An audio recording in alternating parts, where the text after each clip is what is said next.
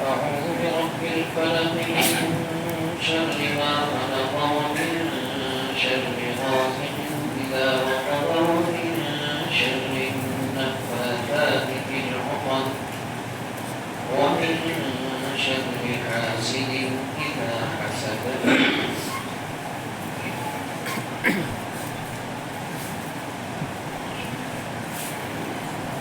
بات یہ چل رہی تھی کہ اس سورت کی دوسری آیت میں جو الفاظ ہیں ان الفاظ میں جو پناہ مانگی گئی ہے وہ دینی اور دنیاوی ہر اعتبار سے نقصان دینے والی ہر چیز سے مانگی گئی ہے. لیکن پھر اللہ تعالیٰ نے الگ سے خاص طور سے 3 چیزوں کو بیان کیا اور حکم دیا کہ خاص طور سے ان 3 چیزوں سے پناہ مانگو. ان میں سے 2 چیزوں کی تفصیل کل بیان کر دی گئی، رات کے شر سے اور من شر النفاثات فی العقد، جادوگروں کے شر سے. تیسری چیز جسے خاص طور سے اللہ نے بیان فرمایا جو اس سورت کی آخری آیت بھی ہے، وَمِن شَرِّ حَاسِدٍ إِذَا حَسَدَ، جس کا مطلب ہے میں پناہ مانگتا ہوں اللہ کی حسد کرنے والے کے شر سے جب وہ حسد ظاہر کرتے ہیں. حسد یہ عربی زبان کا لفظ ہے. حاسد کہتے ہیں حسد کرنے والا، اور حسد کرنے والے کے شر سے، اس کی برائی سے، اس کی تکلیف سے اللہ نے پناہ سکھائی ہے. حاسد کے شر سے پناہ خاص طور سے اس لیے سکھائی گئی کہ حاسد یعنی حسد کرنے والا اگر برائی پر اور شر پر آمادہ ہو جائے اور حسد کے تقاضے پر عمل کر لے تو وہ انسان کو بہت بڑا نقصان پہنچا سکتا ہے. اس لیے اس سے پناہ مانگنے کی ضرورت ہے. بعض لوگ بڑی لاپرواہی سے کہتے ہیں کہ حسد کر رہا ہے، کرتا رہے، میرا کیا بگاڑے گا، خود بھوگتے گا. یہ بات تو صحیح ہے، وہ خود بھوگتے گا، لیکن جہاں تک بات ہے بگاڑنے کی تو ایسا نہیں ہے کہ لاپرواہی بڑھتی جائے.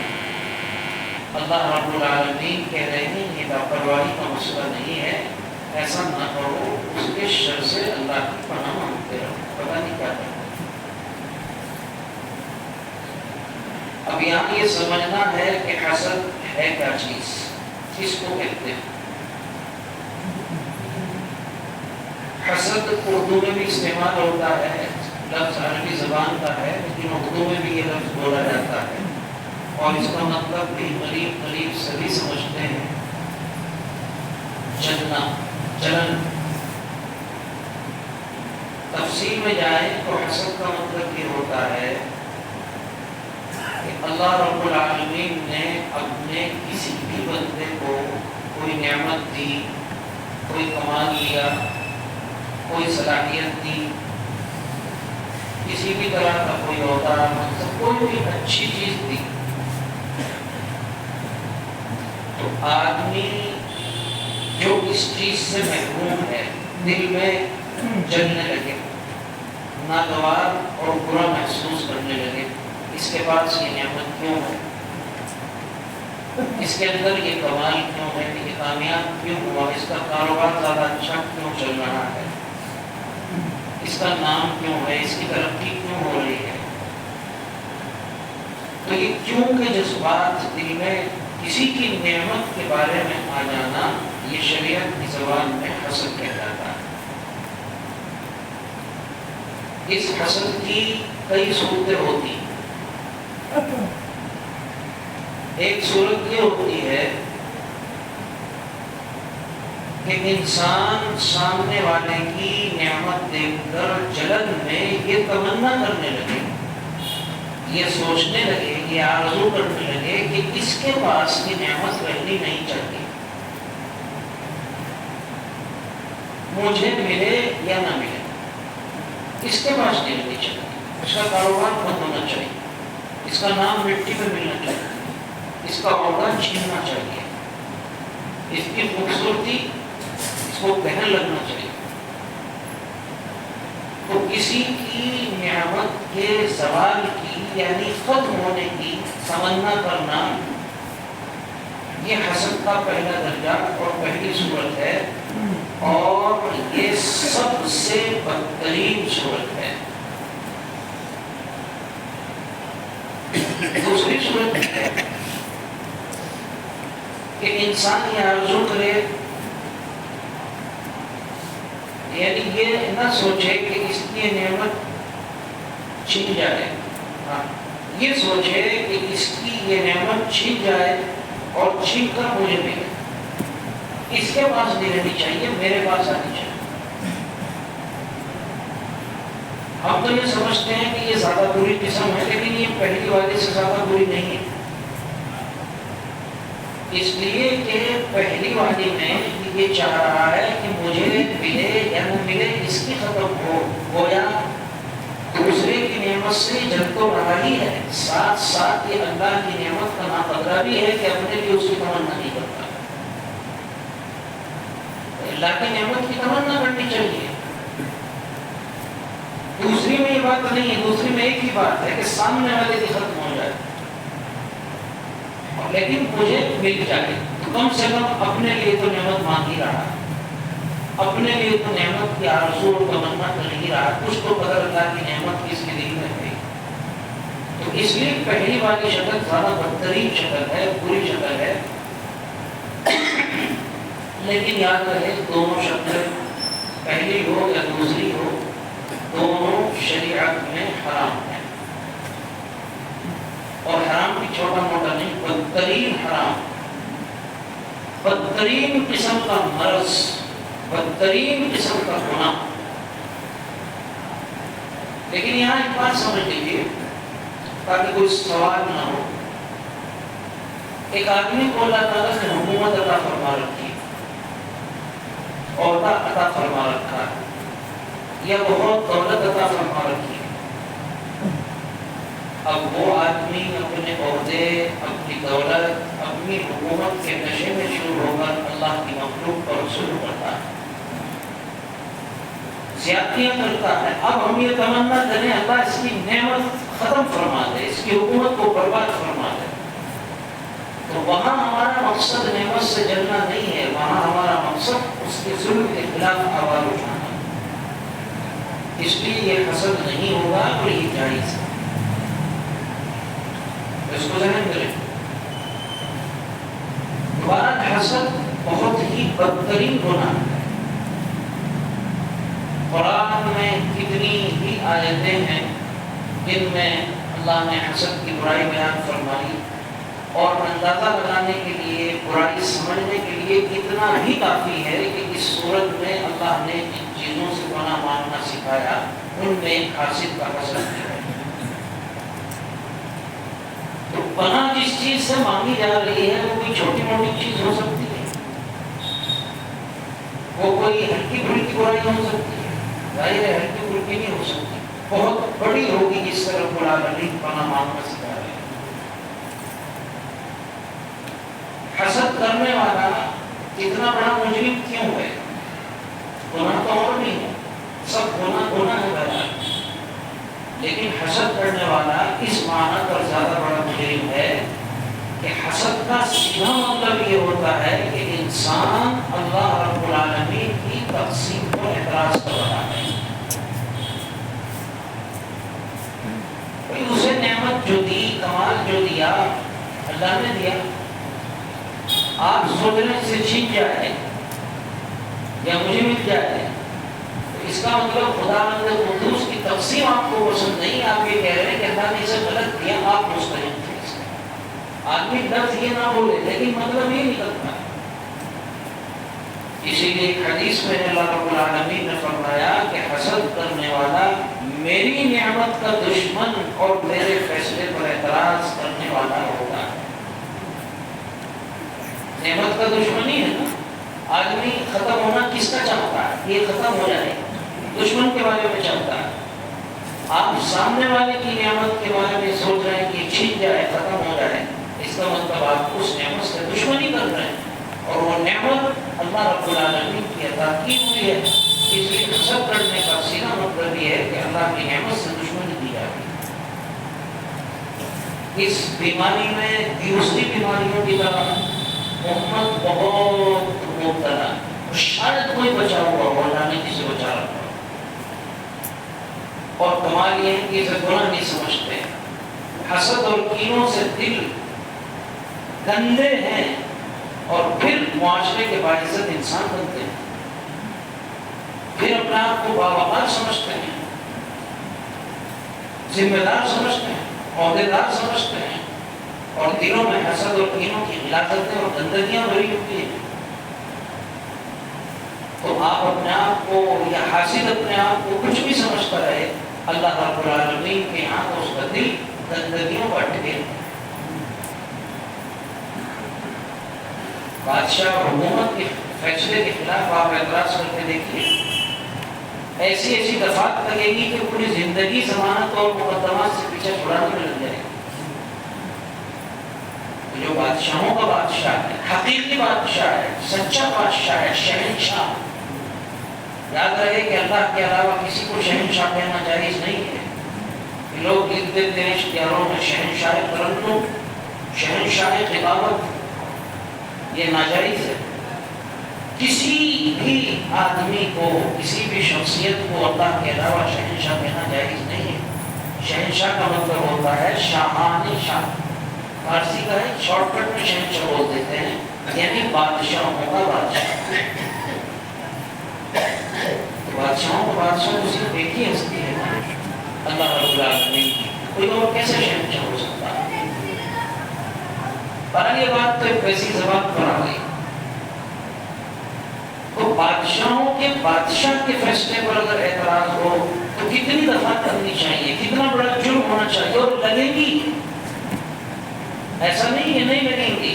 ابھی دنیا ہے، دنیا کا قانون ہے، دنیا کی عدالتیں ہیں، دنیا کے جج ہیں، دنیا کا سسٹم ہے، یہاں نہ لگیں۔ جب حالات بدلیں گے، وقت بدلے گا، سسٹم بدلے گا، جج بدلیں گے، وکیل بدلیں گے، قانون بدلے گا، تو پھر دفعات لگیں گی اور پیچھے نہیں چلے گا۔ یہ نہ سوچا جائے کہ یہاں اعتراض قانون پر کر لو تو بگڑ جاتا ہے، وہاں کر لو تو کچھ نہیں بگڑتا، ایسا نہیں ہے۔ صرف لیٹ اور نقد اور ادھار والا معاملہ ہے۔ اس لیے اس لعنت سے اپنے آپ کو بچائیں، جس کو جو دیا ہے ہمارے رب نے دیا ہے۔ آپ دعا کریے رب سے، اگر آپ کو کسی کی نعمت اچھی لگ رہی ہے اللہ سے دعا کریے، اللہ مجھے بھی عطا فرما دیجیے۔ اس کو رشک کہتے ہیں، عربی میں اس کو جتا بولتے ہیں، یعنی کسی کی نعمت دیکھ کر یہ آرزو کرنا میرے بھائی کے پاس ہے، وہ بھی رہے، اللہ مجھے بھی ایسی دے دے۔ اس کو جتا بولتے ہیں، رشک بولتے ہیں، یہ جائز۔ اور خاص طور سے اگر یہ نیک کاموں میں ہو تو بہت بڑی نیکی۔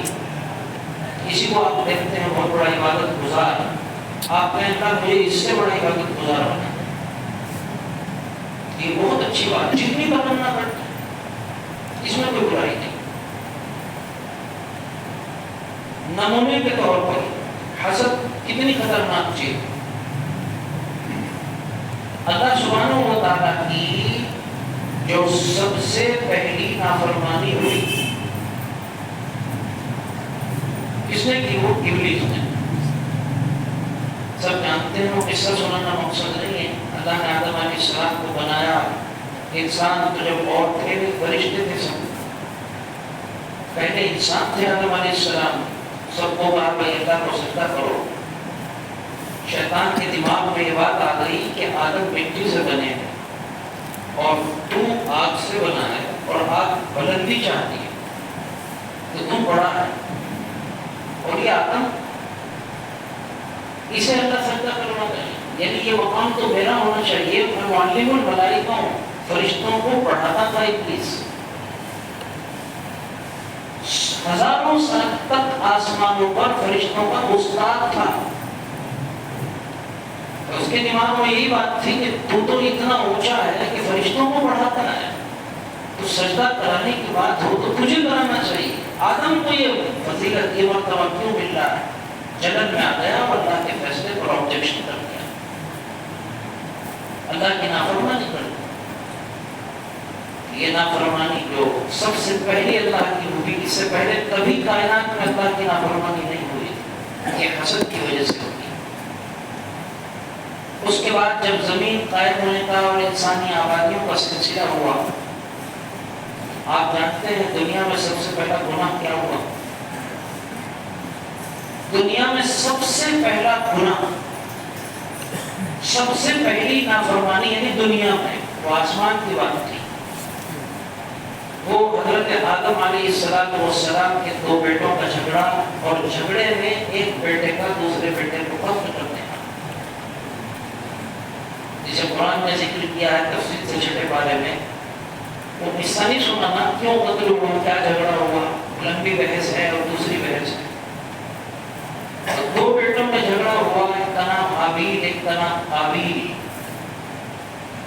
قابیل نے حابیل کو قتل کر دیا، اسی لیے حدیث شریف میں آتا ہے کہ اس دن سے لے کر قیامت تک دنیا میں جتنے قتل ہوں گے، ہر قتل کا گناہ قابیل کے کھاتے میں بھی جائے گا، کیونکہ یہ شریعت کا ضابطہ ہے کہ جس آدمی نے کوئی نیکی ایجاد کر دی، کوئی نیک کام کیا، اب وہ سلسلہ چل پڑا، تو جتنے لوگ وہ نیکیاں کرتے رہیں گے، سب کا ثواب اپنی جگہ، ان سب کا ثواب اس کے لیے بھی جس نے وہ جاری کیا۔ اسی طرح گناہ کا معاملہ بھی ہے، حدیث کا مفہوم بتا رہا ہوں کہ کسی آدمی نے کوئی گناہ قائم کر دیا، شروع کر دیا، اس کی دیکھا دیکھی یا اس کی وجہ سے وہ گناہ 1 2 3 4 10 5 100 50 جتنے لوگ کرتے جائیں گے، ہر ایک کا گناہ اپنا گناہ، اور ان سب کا ٹوٹلی گناہ اس شروع کرنے والے کے سر بھی جانا، معمولی چیزیں نہیں ہیں۔ تو قابیل نے حابیل کو قتل کیا، جو سب سے پہلا گناہ تھا۔ اس گناہ کا سبب بھی اور اس گناہ کی وجہ بھی حسد بنا، کیونکہ دونوں بھائیوں نے اللہ کے راستے میں قربانی دی۔ اس زمانے کے دستور کے مطابق اللہ نے حابیل کی قربانی کو قبول کر لیا۔ قابیل کے دل میں جوڑ تھا، گڑبڑ تھی، نیت صحیح نہیں تھی، تو اللہ نے اس کی قربانی کو قبول نہیں کیا، بس حسد ہو گیا۔ اس کو یہ نعمت کیوں ملی، اس کی قربانی کیوں قبول ہوئی، میری کیوں قبول نہیں ہوئی، اس پر تو غور نہیں کیا کیوں قبول نہیں ہوئی، میرے اندر چوٹ کہاں ہے، لیکن حسد میں مبتلا ہو گیا۔ پھر بھائی میرا اور سب کچھ میرا، میرے جیسا انسان، میں بھی قربانی دے رہا ہوں، یہ بھی قربانی دے رہا ہے، اس کی قبول ہو رہی، میری نہیں ہو رہی ہے، اس کا قصہ تمام کر دوں۔ اس حسد نے آ کر بھائی کو قتل کر دیا۔ تو حسد سے سب سے پہلا گناہ دنیا میں ہوا۔ حسد سے ظلم پیدا ہوتا ہے، حاسد آدمی کتنا ظلم کر دے کوئی اندازہ نہیں ہے، مجھے بتانے کی ضرورت نہیں، سب سمجھدار ہیں اور دیکھتے ہیں۔ مثال، سیدنا یوسف علیہ السلام اپنے ابا کے لاڈلے زیادہ بمقابلے دوسرے 11 بھائیوں کے، بس اتنا چپ۔ بھائیوں نے کہا ابا ان سے زیادہ پیار کیوں کرتے ہیں، جوان ہم ہیں، طاقتور ہم ہیں، ابا کے گھر کے گاؤں کے سارے کام کاج ہم کرتے ہیں، یہ تو کچھ نہیں کرتا، بہت لفڑا رہتا ہے ابا کی، لیکن ابا کی توجہ اس کی طرف زیادہ کیوں ہے؟ یہ حسد ہی تو ہے۔ یہ نعمت، باپ کی توجہ کی نعمت ہم سے زیادہ یوسف کو کیوں مل رہی ہے، ہمیں کیوں نہیں مل رہی ہے؟ قیادہ یہ جذبہ کے اندر پیدا ہوا تو انہوں نے کیا کیا وہ آپ سب جانتے ہیں. کتنا بڑا ظلم کیا کہ معصوم بچے کو باپ سے الگ کیا اور باپ کی لاڈلی اولاد کے غم میں اس باپ کو مبتلا کیا. وہ باپ بھی معمولی انسان نہیں، پیغمبر ہے.